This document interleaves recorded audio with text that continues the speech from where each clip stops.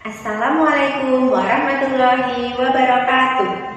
Berjumpa kembali dengan saya Irma Anissa Hanif, CGP Angkatan 9 dari SD Negeri Jokomulyo, Kabupaten Magelang.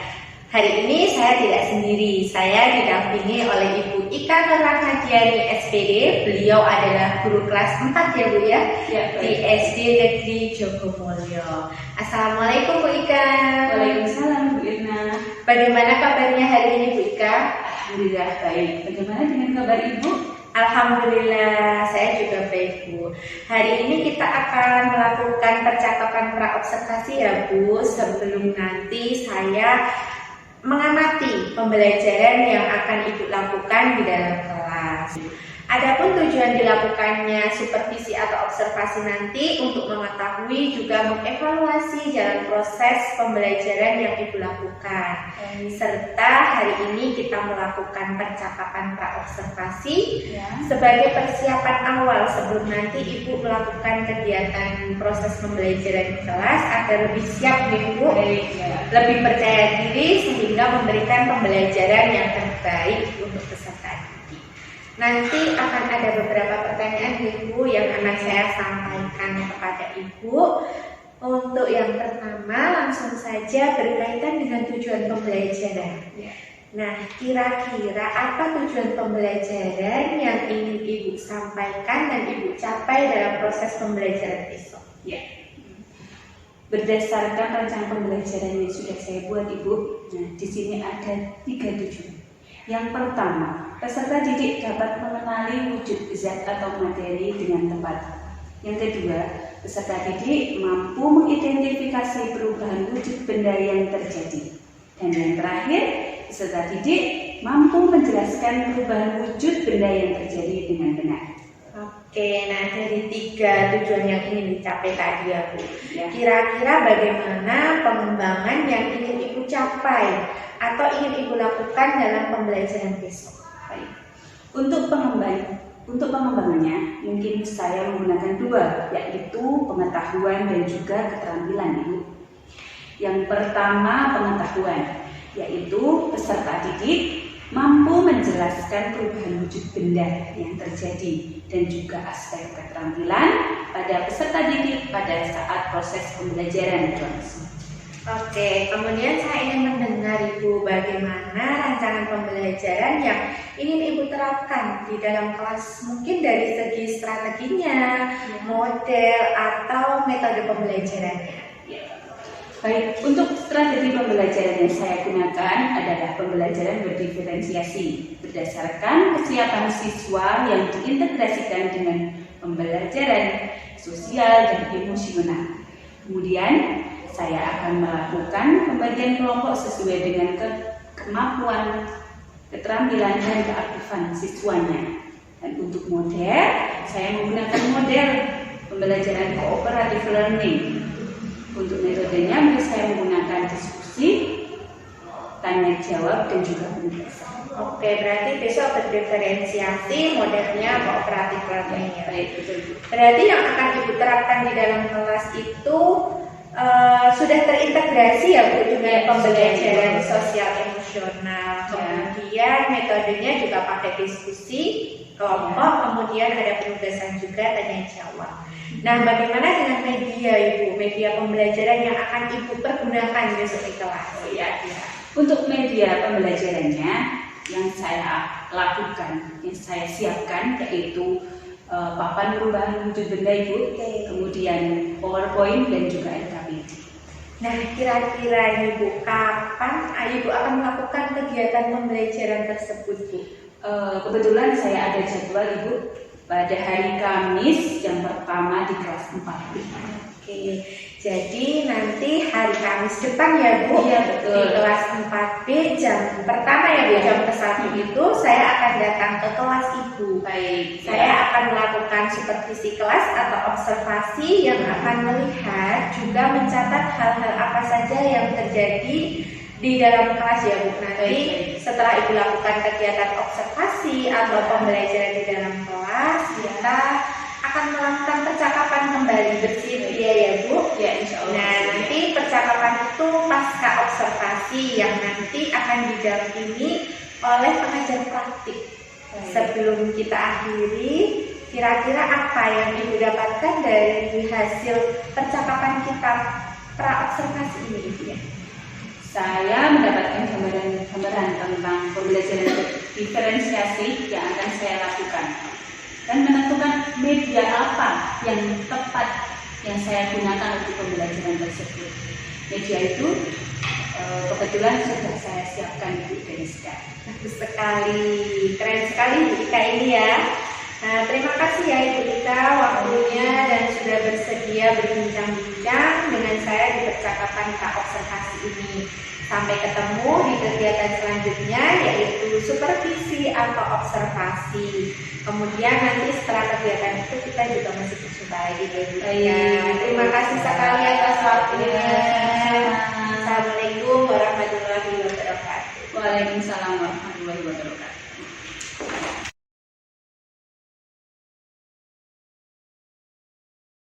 Assalamualaikum warahmatullahi wabarakatuh.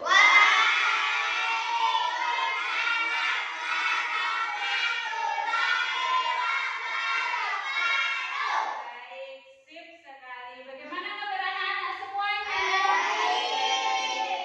Sebelum kita pelajaran, kita berdoa terlebih dahulu ya. Yuk, salah satu pimpin doa. Siapa yang mau mimpin doa? Oke, Mbak Eka silahkan dipimpin. Siap-siap berdoa mulai. Bismillahirrahmanirrahim. Amin ya rabbal alamin. Baik, terima kasih anak-anak. Nah, sekarang Bu Ika tanya. Samping kanan kiri kalian adakah teman kalian yang tidak masuk? Ada. Siapa yang tidak masuk? Sebelum pelajaran silakan kalian tata dulu meja kursi kalian biar pelajarannya itu enak ya. Ditata dulu, yuk. Kiranya kok kursinya terlalu ke belakang ya kamu ajukan ke depan. Ditata dulu. Sudah siap semuanya? Anak-anak, Bu Ika ingatkan tentang kesepakatan kelas kita. Ya, kesepakatan kelas kita coba apa? Ketika guru sedang menjelaskan, kamu gimana? Nah, terus, oke, anak-anak supaya pembelajaran kita menyenangkan, yuk kita berdiri terlebih dahulu. Kita lakukan tepuk semangat. Ya, yang pertama. Yuk, silakan berdiri semuanya. Tepuk semangat.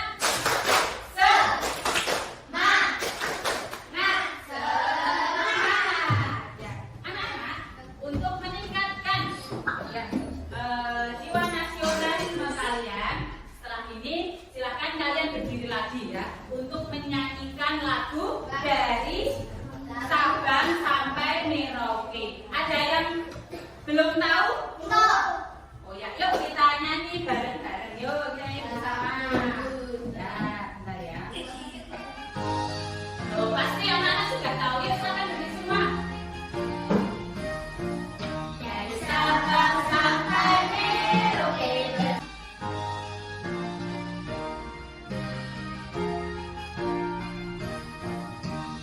Nah, silakan duduk, tepuk tangan untuk kita semua. Sekarang sudah tahu toh lagu dari Sabang sampai Merauke. Sudah tahu kan semuanya? Nah, ternyata mudah apa susah? Mudah sekali. Coba lihat aja ya anak-anak. Masih ingatkah kalian tentang pembelajaran kemarin? Kita belajar tentang apa? Ya, wujud benda. Coba berikan tanya, ada berapa wujud benda itu? Ya, 3, betul sekali Mas Ringga. Wujud benda itu ada berapa anak-anak? 3. Sebutkan coba.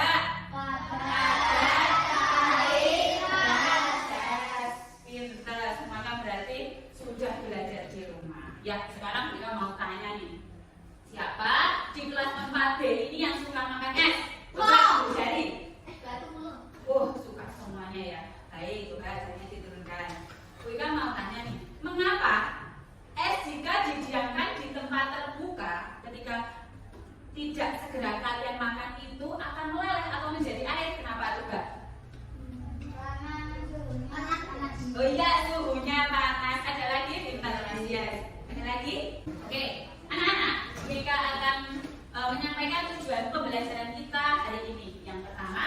setelah mengamati tayangan PowerPoint, peserta didik dapat mengenali wujud zat atau materi dengan tepat. Nanti Bu Ika tulisnya kalian siapkan terlebih dahulu. Yuk, sudah semua?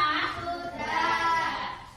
Hari ini Bu Ika bagi kelompok seperti pembagian kelompok kita pada pelajaran yang lalu. Bu Ika bagi berapa kelompok? 3 kelompok. Ya, nanti sesuai dengan minat anak-anak masing-masing.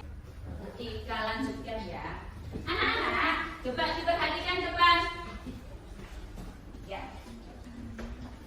Di sini coba diperhatikan, dilihat semuanya. Coba dilihat.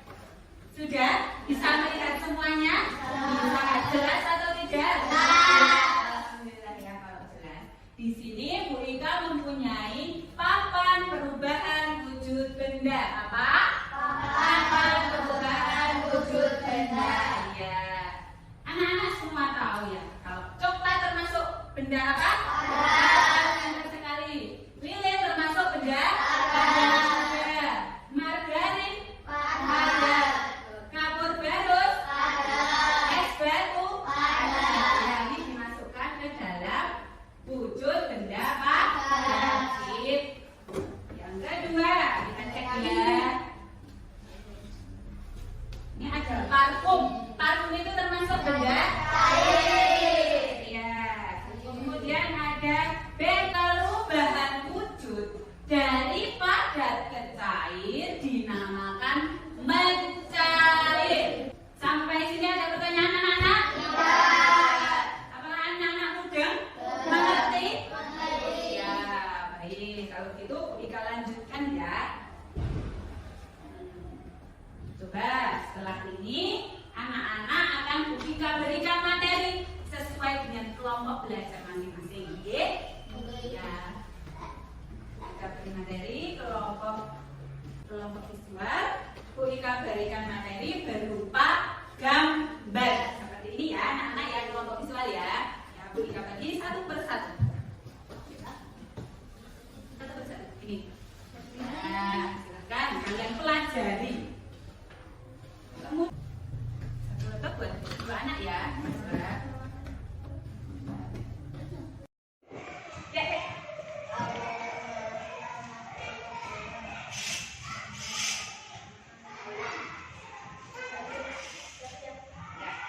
Anak-anak coba diperhatikan. Setelah ini adalah doa penutup. Nah, Bu Ika minta salah satu bisa memimpin doa ya. Siapa yang memimpin doa? Silakan dicari. Oke, Mbak Ika, silakan dipimpin Mbak Ika. Siapkan berdoa mulai.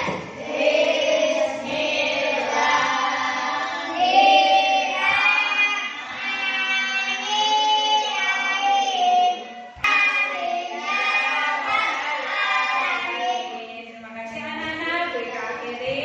Bismillahirrahmanirrahim. Wassalamualaikum warahmatullahi wabarakatuh.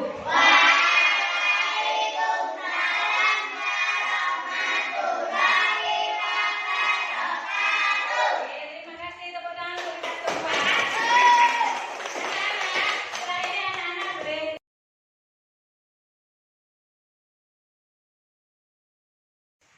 Assalamualaikum Pak Agus dan Bu Ika. Bagaimana kabarnya hari ini? Alhamdulillah, saya juga dalam keadaan baik ya Bu Ika. Nah, baik di percakapan pasca observasi ini, saya akan memberikan pertanyaan-pertanyaan kepada Ibu Ika terkait kemarin yang sudah dilakukan proses observasi di kelas 4 ya Bu Ika.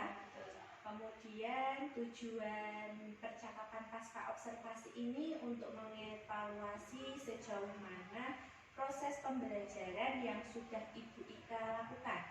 Untuk pertanyaan yang pertama, saya akan menanyakan bagaimana nih perasaan Bu Ika setelah melakukan jalannya kegiatan observasi di kelas 4 yang sudah berlangsung kemarin Bu Ika. Setelah saya melakukan observasinya kemarin, saya masih merasa nervous Bu, ya. Karena mungkin belum terbiasa saya menggunakan pembelajaran berdiferensiasi. Tapi alhamdulillah pembelajaran itu berjalan dengan baik. Alhamdulillah ya Bu, berarti kegiatannya sudah berjalan dengan baik nih Bu Ika. Bisa diceritakan kembali tidak Bu Ika atas area pengembangan apa yang Ibu lakukan di dalam kelas, kemudian bagaimana proses atau langkah-langkah pembelajaran yang sudah Ibu lakukan kemarin?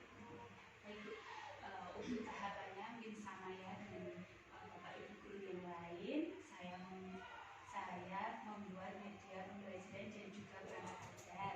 Kemudian untuk area pengembangannya saya menggunakan dua area. Yang pertama pengetahuan, saya menilai hasil evaluasi siswa. Yang kedua keterampilan. Keterampilan yang saya lakukan adalah menilai presentasi siswa dan juga tunjuk kerja siswa dalam kelompok tersebut. Oke, jadi area pengembangannya berkaitan dengan dua ya Bu, tadi ada pengetahuan dan keterampilan. Kemudian menurut Ibu, sejauh mana area pengembangan yang Ibu sudah sampaikan baru saja, apakah sudah berhasil Bu dilakukan di kelas kemarin menurut Ibu? Alhamdulillah kalau kemarin menurut saya sudah berjalan dengan baik, namun pasti masih ada kekurangan. Oke, berarti menurut Bu Ika sudah berjalan dengan baik nih Bu, tapi memang masih ada sedikit kekurangan begitu ya. Nah, menurut Bu Ika, apa sih kekurangannya saat pembelajaran kemarin? Atau kendala apa yang Bu Ika hadapi saat proses pembelajaran kemarin? Kendala yang saya hadapi adalah ketika siswa saya kurang aktif dalam pembelajaran tersebut. Nah, karena mungkin dalam satu kelompok masih mengandalkan yang masih kurang itu. Jadi dalam setiap kelompok itu masih ada anggota yang hanya mengandalkan temannya gitu ya Bu Ika. Oke, kira-kira mengapa hal itu bisa terjadi ya Bu? Kalau menurut Bu Ika, kan Bu Ika yang menghadapi kelasnya Bu Ika, nggih. Kenapa kok ada yang kurang aktif atau masih tergantung sama temannya? Kalau menurut saya karena saya belum mengelompokkan, membagi kelompok di kelas saya tersebut sesuai dengan gaya belajarnya Bu Ina. Ya, setelah saya bagi, alhamdulillah anak-anak tersebut sudah ada perbedaan seperti itu. Yang tadinya kurang aktif menjadi aktif. Ya.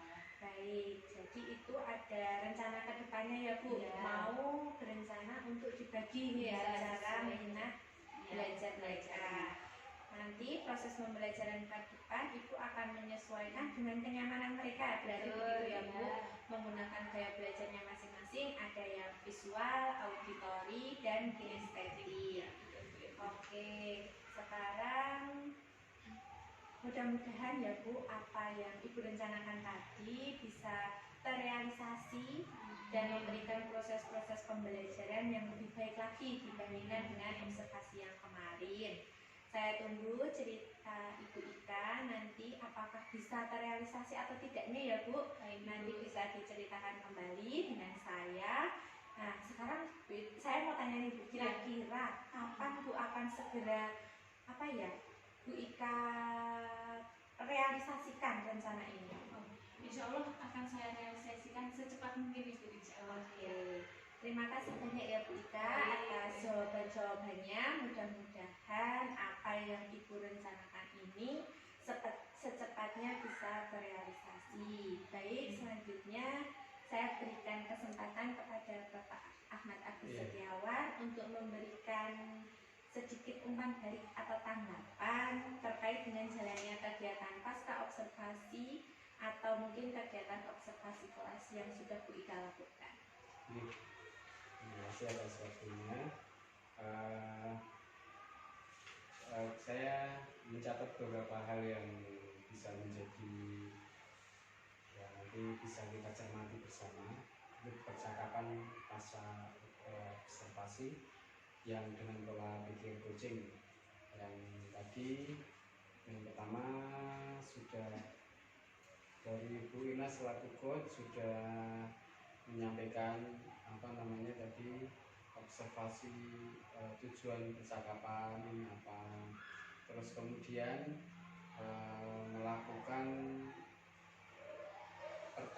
menanyakan tentang area pengembangan tadi yang sudah disampaikan, kemudian sudah dijawab, kemudian juga